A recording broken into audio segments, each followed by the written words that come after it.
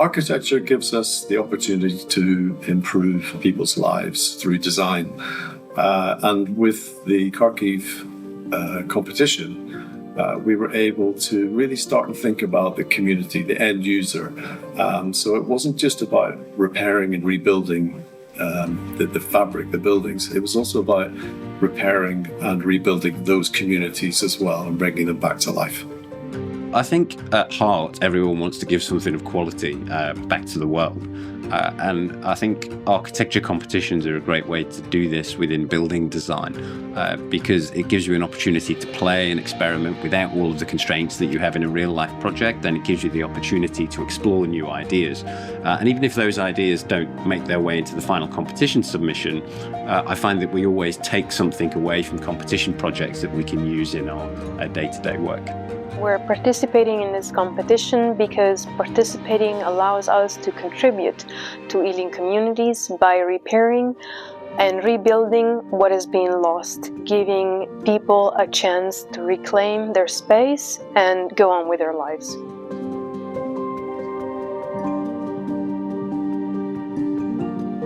Well, I've always felt that well-designed buildings have the power to uplift the lives of the people who experience them.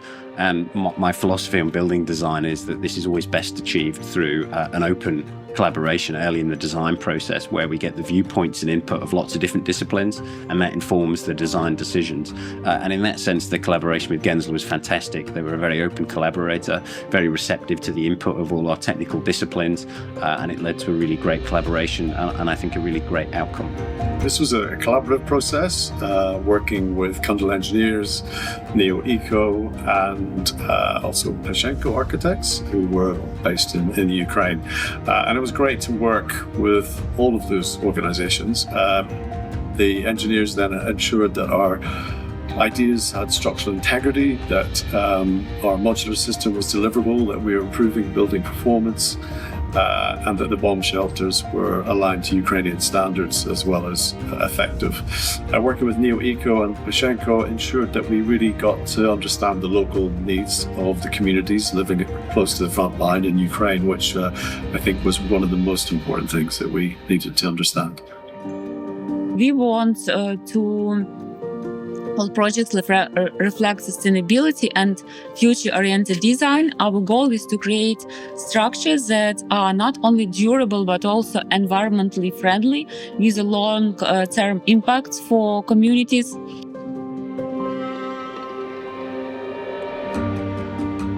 The proposal imagines a renewed identity of the place, deeply rooted in the existing context, where memories are sensitively cherished. It is a new beginning, a rebirth of a place where traumas are not forgotten but conquered. We were striving to create well-defined places that will bring community together. Well, from the beginning, one theme that emerged very clearly was the fact that the needs of the users of these buildings and of the communities were going to change over time.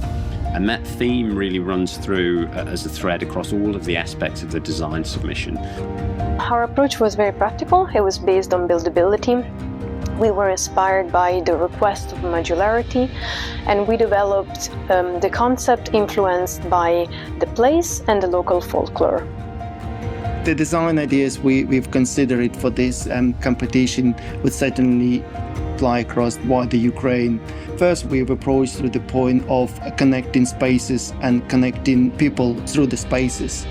The master plan piece enhanced this approach, ensure that people come out of the buildings, communicate in this public environment.